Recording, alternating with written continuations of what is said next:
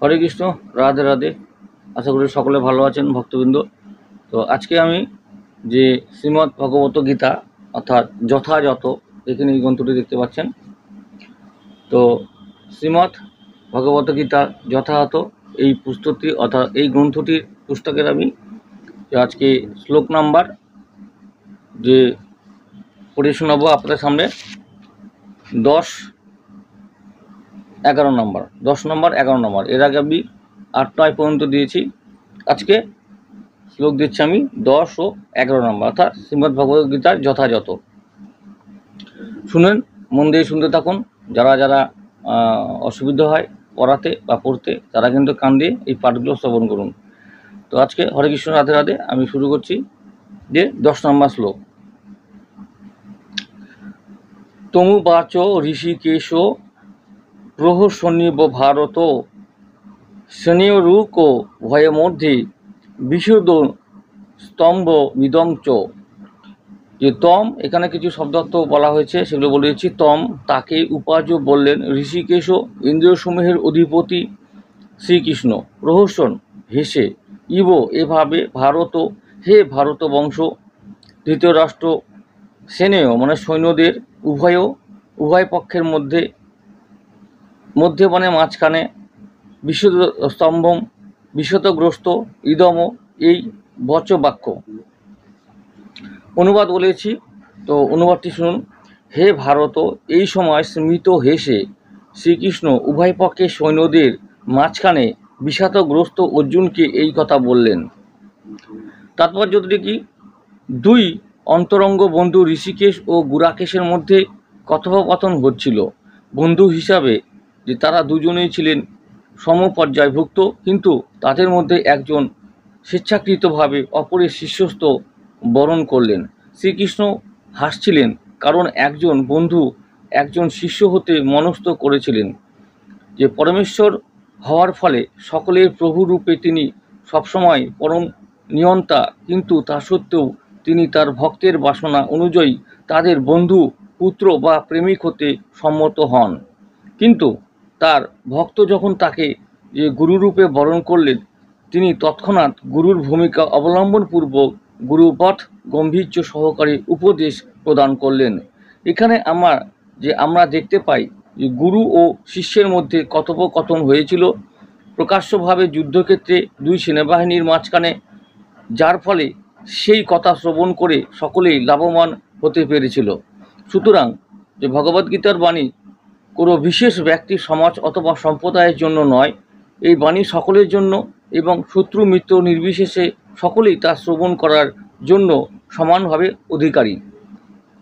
এই হচ্ছে 10 নম্বর শ্লোক। 11 নম্বরটা বলছি আমি, শুনুন।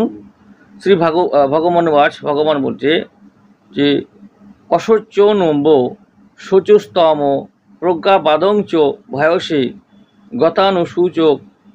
সূচংশ নানু শোচন্তি পণ্ডিতা। শ্রী ভগবান উপাস্য পরমেশ্বর ভগবান বললেন যে অশোচান, যে বিষয়ে শোক করা যে তোমার উচিত নয়, যে অম্বশোচ, তুমি শোকও করছো।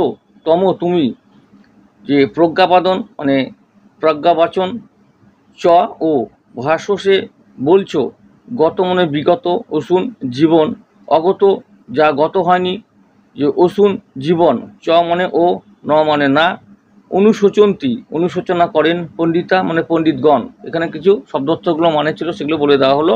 এবার আমি অনুবাদটা বলছি, শুনুন। অনুবাদটি হলো, পরমেশ্বর ভগবান বললেন, তুমি প্রাজ্ঞের মতো কথা বলছো, অথচ যে বিষয়ে শোক করা উচিত নয় সেই বিষয়ে শোক করছো।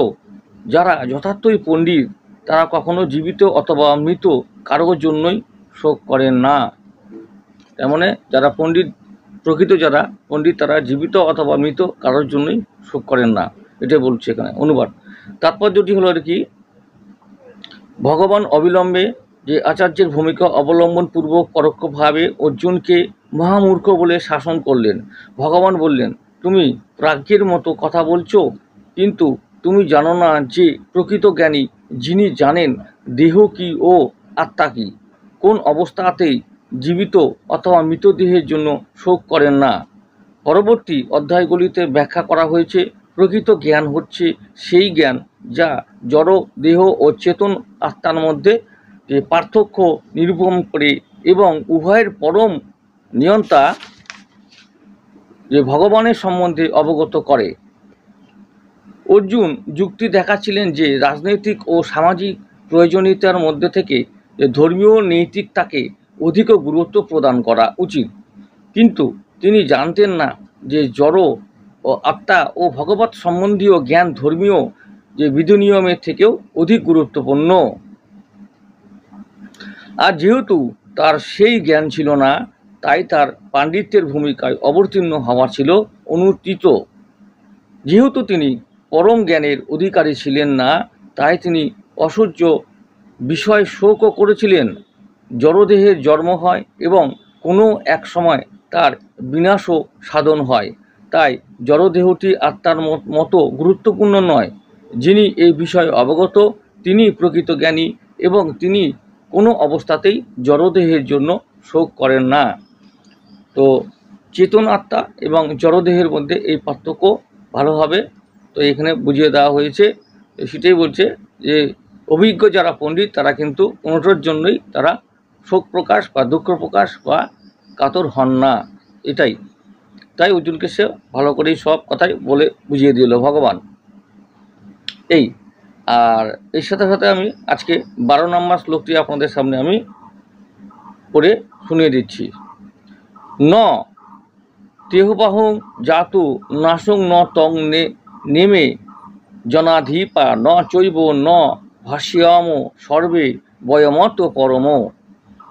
ন মানে না, তু কিন্তু, এব অবশ্যই, অহম আমি, জাতু কোনো সময়, ন মানে না, আসম অস্তিত্ব, তো তম তুমি, ইমে এই সমস্ত, জনাধিপা নৃপতিগণ, এব অবশ্যই, ন মানে তেমন নয়, যে ভবিষ্যাম অস্তিত্ব থাকবে, সর্বে সকলের, বয়ম আমাদের, অত পরম পরবর্তী।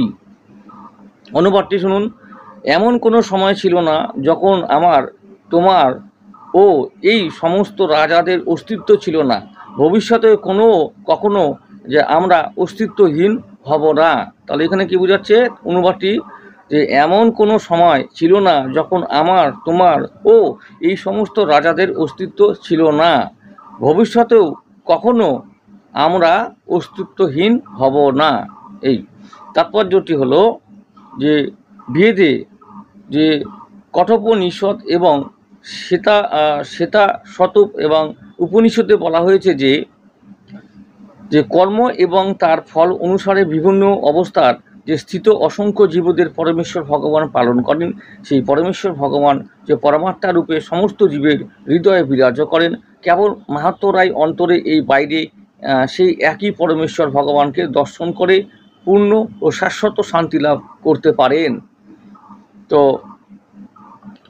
নিত্যানং চেতনস্তে নানো নাম এক বহু নাং যো দৃঢ় তাহাতির কামানো তমাস্তং যেহ নু পশ্যন্তি ধীরাজদেশতাং শান্তি শাশ্বতী নেত রেশাম।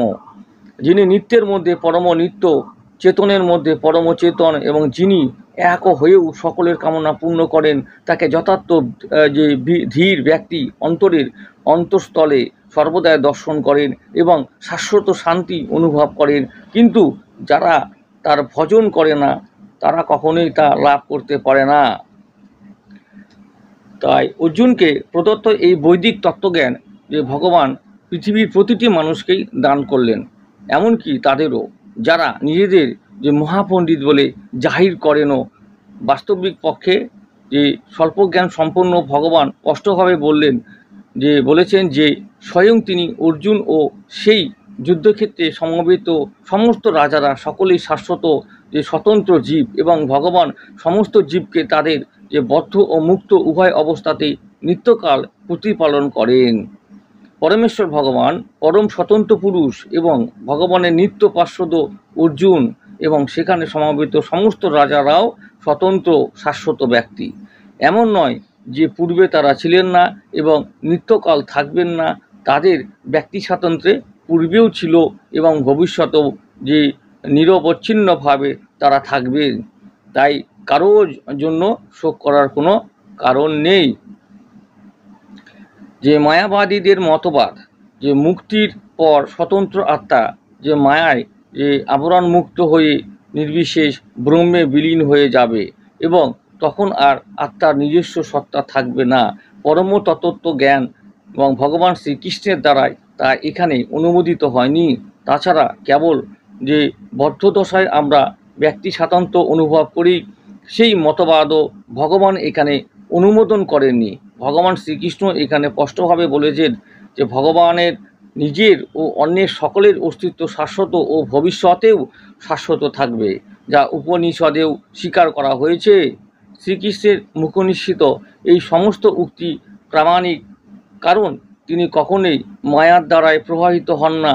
জীবের ব্যক্তি স্বাতন্ত্র্য যদি বাস্তবিক না হতো তবে ভগবান শ্রীকৃষ্ণ কখনোই এত গুরুত্ব দিয়ে বলতেন না যে ভবিষ্যতে কখনো এর বিনাশ হবে না। মায়াবাদী যে তার্কিকেরা বলতে পারে যে শ্রীকৃষ্ণ যে ব্যক্তি স্বাতন্ত্র্যের কথা বলেছেন তা চিন্ময় স্বাতন্ত্র্য নয়, তা জড় স্বাতন্ত্র্য। কিন্তু এই যুক্তি মেনে নিল যে প্রশ্ন থেকে যায়, তা হলেও যে ভগবান শ্রীকৃষ্ণ তার নিজের সম্বন্ধে যে স্বাতন্ত্র্যের কথা বলেছেন সেটি কি যে ধরনের স্বাতন্ত্র্য? শ্রীকৃষ্ণ বলেছেন তিনি অতীতের ছিলেন এবং ভবিষ্যতেও থাকবেন। তিনি নানাভাবে তার ব্যক্তি স্বাতন্ত্র্য প্রতিপন্ন করেছেন এবং ঘোষণা করেছেন নির্বিশেষ ব্রহ্মজ্যোতি হচ্ছে তার অধীন। শ্রীকৃষ্ণ তার অপ্রাকৃত স্বাতন্ত্র্য সবসময়ই বজায় রেখে গেছেন। যদি তাকে যে সীমিত সাধারণ চিন্তা চেতনা বিশিষ্ট বদ্ধ জীবাত্মা বলে মনে করা হয়, তবে পরম তত্ত্বজ্ঞান সমন্বিত শাস্ত্র হিসাবে তার ভগবদ্গীতার কোনো গুরুত্বই থাকে না। সীমিত জ্ঞান বিশিষ্ট ভ্রান্তিপূর্ণ সাধারণ মানুষ কখনোই পরম তত্ত্বজ্ঞানের শিক্ষা দিতে পারে না। ভগবদ্গীতা সাধারণ যে গ্রন্থের ঊর্ধ্বে জড়জাগতিক কোনো গ্রন্থের সঙ্গেই ভগবদ্গীতায় তুলনা চলে না। শ্রীকৃষ্ণকে একজন সাধারণ মানুষ বলে মনে করলে ভগবদ্গীতার সমস্ত গুরুত্বই হ্রাসপ্রাপ্ত হয়। মায়াবাদীর তার্কিকেরা বলে থাকে প্রচলিত রীতি অনুসারে এই শ্লোকে বহুবচনের ব্যবস্থা করা হয়েছে এবং তা জড়দেহটিকে বোঝাচ্ছে, কিন্তু পূর্ববর্তী শ্লোক ও জড়দেহের ধারণাকে সম্পূর্ণরূপে যে নস্যাৎ করা হয়েছে। জীবের জড়দেহের ধারণাকে নস্যাৎ করার পর প্রচলিত রীতি অনুসারে সেই জড়দেহগত পরিচয়কেই আবার যে আরোপ করা শ্রীকৃষ্ণের পক্ষে কি সম্ভব?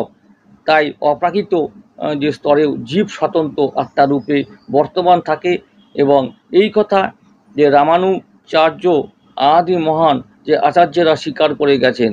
ভগবদ্গীতাতে বহু জায়গায় স্পষ্টভাবে উল্লেখ করা হয়েছে যে অপ্রাকৃত স্বাতন্ত্র্য কেবল ভক্তেরাই উপলব্ধি করতে পারে না। অর্থাৎ এই যে এখানে হরে কৃষ্ণ রাধে রাধে ক্ষমা করবে, যে এই অপ্রাকৃত স্বাতন্ত্র্য কেবল ভগভক্তেরাই উপলব্ধি করে একমাত্র পারেন, যারা যে পরমেশ্বর ভগবান শ্রীকৃষ্ণের প্রতি যে ঈর্ষাপরায়ণ, ভগবদ্গীতায় মহৎ এবং মহৎ শাস্ত্রকে উপলব্ধি করার ক্ষমতা রাখেন যে তাদের নেই। যে ভগভক্তিহীন মানুষের ভগবদ্গীতা পাঠ করা যে মৌমাছির মধুর যে বোতলের বহির্ভাব যে লিহন করার মতো, বোতল না খুললে মধুর স্বাদও পাওয়া যায় না, তেমনি ভগবানের ভক্ত ছাড়া আর কেউই ভগবদ্গীতার অন্তর্নিহিত যে তত্ত্ব উপলব্ধি করতে পারে না, যেটি এই গ্রন্থের 4র্থ অধ্যায়ে উল্লেখ করা হয়েছে। আর যারা ভগবানের অস্তিত্বের অবিশ্বাস করে তাদের পক্ষে ভগবদ্গীতা স্পর্শ করাও সম্ভব নয়। তাই ভগবদ্গামীরা চৈতন্য মহাপ্রভু মতানুবাদীদের ভাষ্য পড়তে অথবা শুনতে নিষেধ করে গেছেন এবং সতর্ক করেছেন যে মায়াবাদী ভাষ্যের দ্বারাই যে একবার প্রভাবিত হলেই গীতার অন্তর্নিহিত তত্ত্বকে তার উপলব্ধি করতে পারা যায় না। যদি ব্যক্তি স্বাতন্ত্র্য বলতে যে বাহ্য অভিজ্ঞতা যে বিশ্ব ব্রহ্মাণ্ডকে বোঝা, তা হলো ভগবান শ্রীকৃষ্ণের উপদেশ এবং কোনো যে আবশ্যকতাই থাকে না। স্বাতন্ত্র আত্মার বহুবচন ও ভগবান চিরন্তন সত্য এবং তা যে বেদে প্রতিপন্ন হয়েছে যে সম্বন্ধে উপরে উল্লেখ করা হয়েছে। হরে কৃষ্ণ রাধে রাধে। আপনাদের সামনে এই 3টা শ্লোক আপনাদের পড়ে শোনালাম। আগামী পাঠ আবার অপেক্ষা থাকুন। হরে কৃষ্ণ রাধে রাধে। 10, 11, 12। হরে কৃষ্ণ। জয় শ্রীকৃষ্ণ।